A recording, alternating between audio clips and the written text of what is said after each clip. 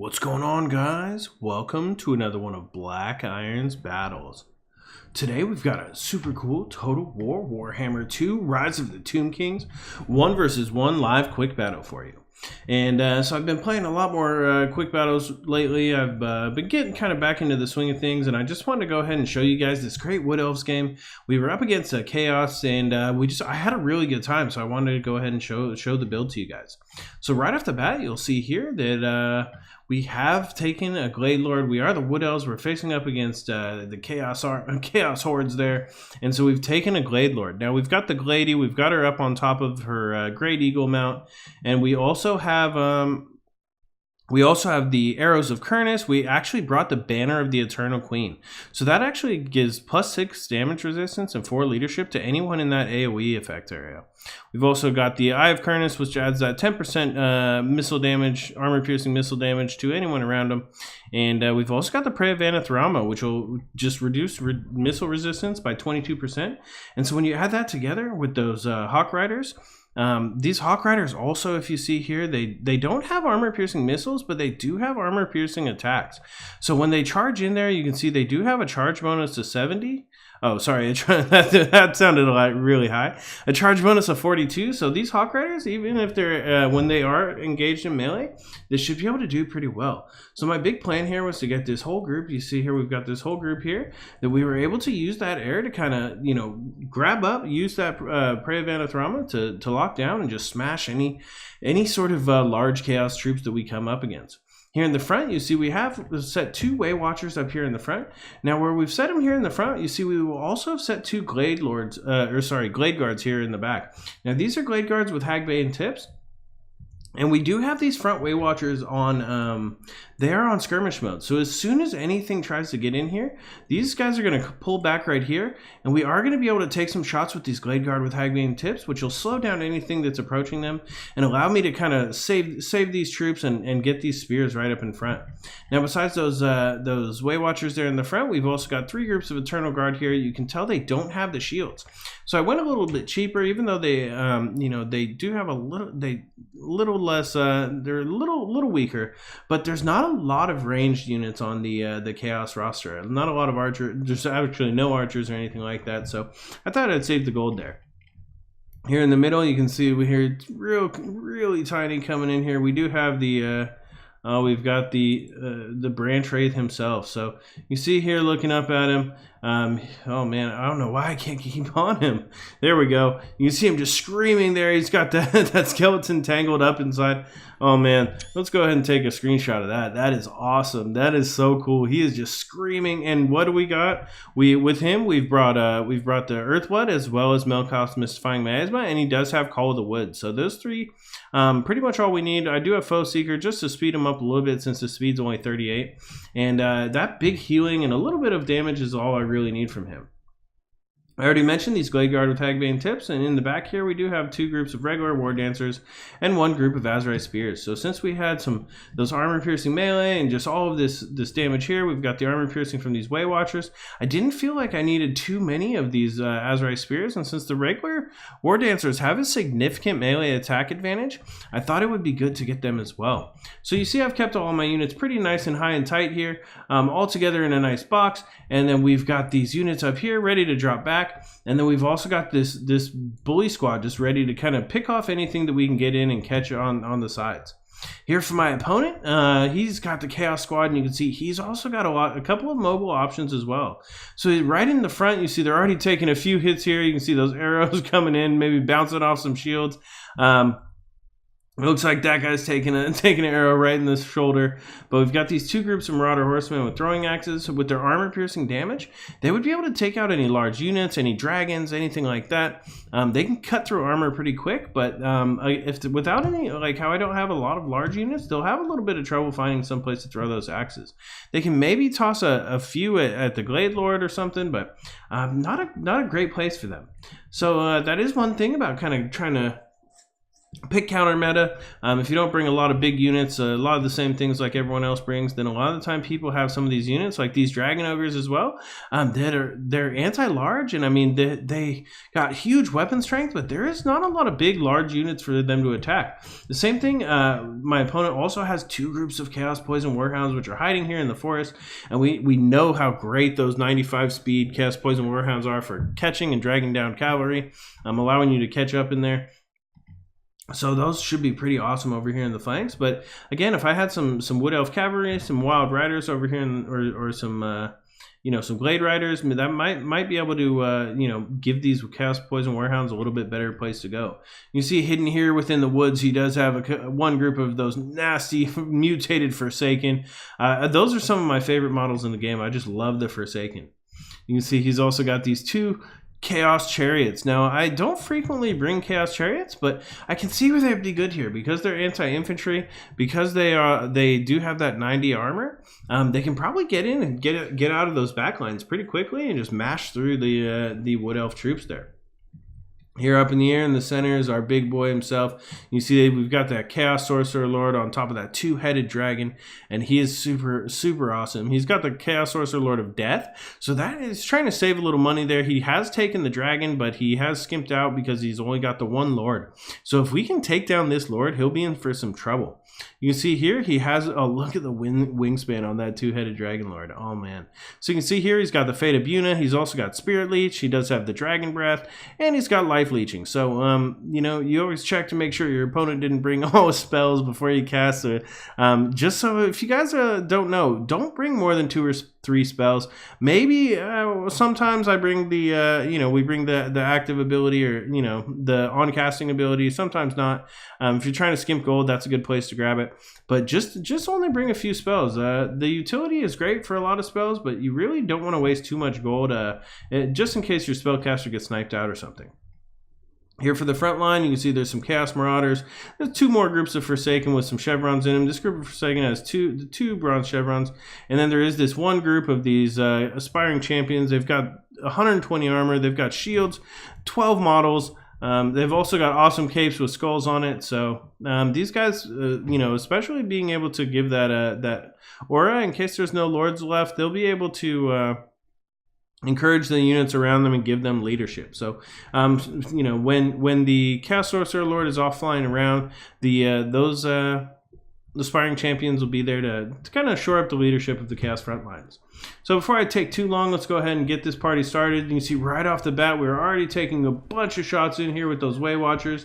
And so at the same time, you'll see those Marauder Horsemen with throwing axes are going to start charging right in here. They're going to try to get in here, and just like I showed you. So we'll take a few shots here with these Glade Guard with Hagbane tips.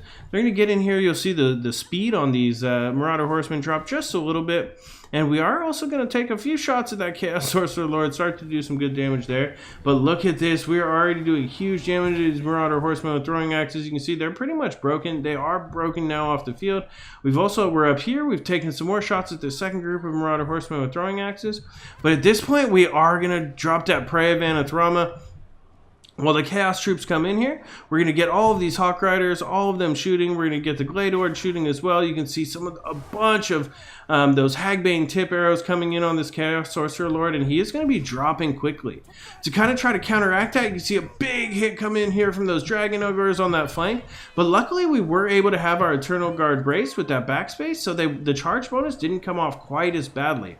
You can see in the back there, that Chaos Sorcerer Lord starting to fly off, but we are actually going to drop a big heal and start trying to get these Eternal Guard back up. And we are also countercharging in here now with those War Dancers. We're going to drop a Melkost Mystifying Miasma right on top of that group of Forsaken to coincide with that charge. And we've got some pretty good damage. We're holding up in the front here. You can see some of those Chaos Poison Warhounds came right in the front, and we're continuing to shoot at that Chaos Sorcerer Lord of Death as well. So it is just crazy all over the place. Oh man, look at that big fire. All right, let's slow this down for a second. Now here in the back, you can see that he does have this Chaos Chariot is pulled through, and he's trying to bring him around here, and just like this other Chaos Chariot, and he's just bringing these guys in here. I mean, they should be able to do really good damage against these Glade Guard. Unfortunately for him, I do have these War Dancers mixed in, and the War Dancers with their high melee attack will do excellent damage to that Chaos Chariot. Here in the back, you can see that arrows of Kurnos flying in and just missed that Chaos Sorcerer Lord. But at the same time, he's got to do something because he's being chased by those Hawk Riders. Here in the front lines, you can see that the Dragon Ogres are engaged, but these Eternal Guard, they have anti-large as well. You see a big battle. Let's see if we can take... Oh, man, look at this. All of the Hawk Riders coming in. We've got the Glady coming in, too, and there is just an awesome battle going on right here. If we take a look at the top of the battle, you can see in the back here, we've got to kind of reform our ranks. We've trying to get those Chaos Chariots away from my archers. Here in the main flank, we've got everyone kind of on top of that Chaos Lord of Death right now. You see, we have pulled a few of the Hawk Riders away, but they're just getting dragged right back into the battle. At the same time, that Chaos Sorcerer Lord is going down. So he's already now down to 600, 500 health. You see in the back here, we've got Melkos on top of this Marauder Horseman with throwing axes, as well as a bunch of arrows coming in, and they're going to start dropping as well. You can see that Chaos Sorcerer Lord now down to 95 health, and he is broken, but he is not dead yet. He's starting to pull away. You can see here in the back a bunch of Chaos Marauders. The Dragon Ogres are actually starting to rout, and the balance of power is starting to move in my favor. Unfortunately for me, this Chaos Chariot is here in the back, but we do have some War Dancers here who have been following him around, and they are continuing to hold him up and keep him from getting through. Oh, down goes that Chaos Lord. So you saw there was a few more shots coming in here. We put those Hawk Riders back on range mode. We've got them back up in the air. They're teamed up here with that Glade Lord, and the Glade Lord is going to come in here. You see the Eagle coming in, just sending a bunch of those Forsaken flying. You can see in here just everyone just covered in blood. Oh man, it is just nasty. You see the Forsaken, or those Aspiring Champions are routed off. Here in the back, the Marauder Horsemen, anything that tries to come in is just kind of being targeted by these Hawk Riders. So the Hawk Riders don't do a huge amount of damage, but at the same time, they are able to easily hurt these routing units, keep them from coming back, do damage to them, and they have a really good, amount of range for them. Here in the back, though, you can see our Glade Guard with Hagbeam Tips are finally being taken down. These Chaos Chariots have just... too much for them. We've got a few Eternal Guard left in the back, but these Forsaken and Chaos Marauders have just chopped a lot of those Eternal Guard and War Dancers down at this point. You can see here we've got another big charge coming from those Chaos Poison Warehounds, and it is not completely over yet. You can see the Chaos Poison Warehounds are getting in right on top of those Way Watchers, and that they're made to kill Way Watchers.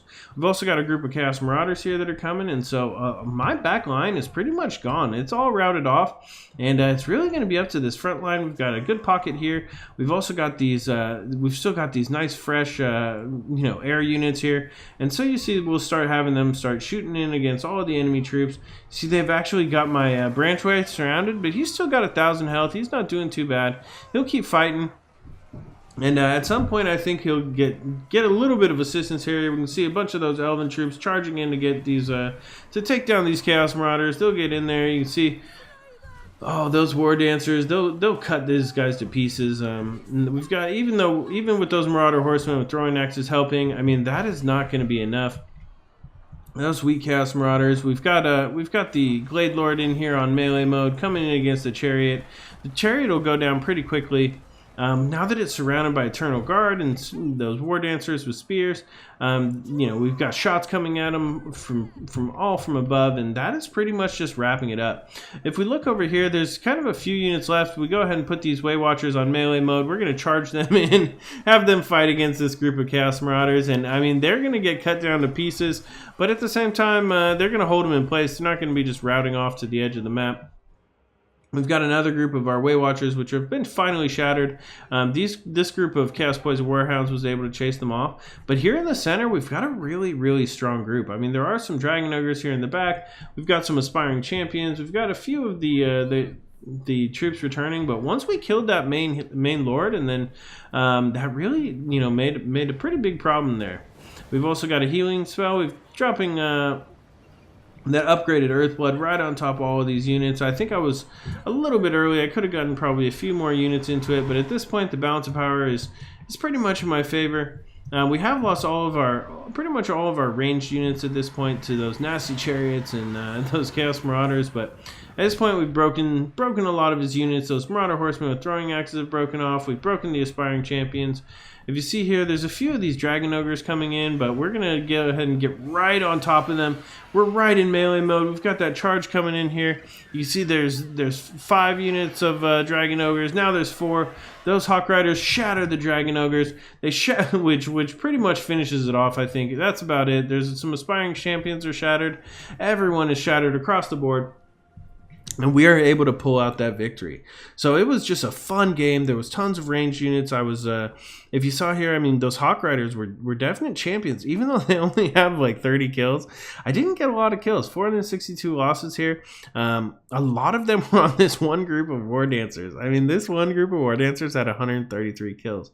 So it must have killed a ton of those Chaos Marauders.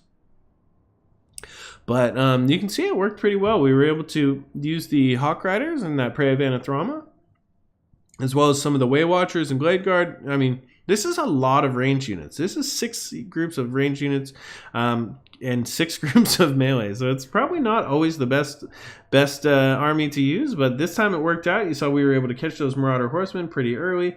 We were able to take down that Chaos Sorcerer Lord of Death after charging in with those Hawk Riders. The Way Watchers were really able to, they probably could have done better. I wasn't able to micro them as well as I could have, but they still did just fine. I mean, we had a bunch of units here. We say some Forsaken were chasing people the whole game. You know, a lot of units were chasing. 109 kills on that Chaos Chariot, so it was able to get in there. But I think the real problem was the Dragon Ogres. I feel like they really didn't have a great place to be. Look at all the anti-large here. Pretty much 4 spears. And plus tons of armor piercing. We were able to get some good heals off of that Branch Wraith, and also, I mean, he got kills. He was tossing Melkoth's Mystifying Miasma out there, and he was just great utility. So I'm not sure. I think if it wasn't for him, I may have had a little bit harder time pulling out the victory there, just because I was able to get that one big heal off near the end, which really kept my my frontline infantry alive for long enough to hold and let my range units do the damage.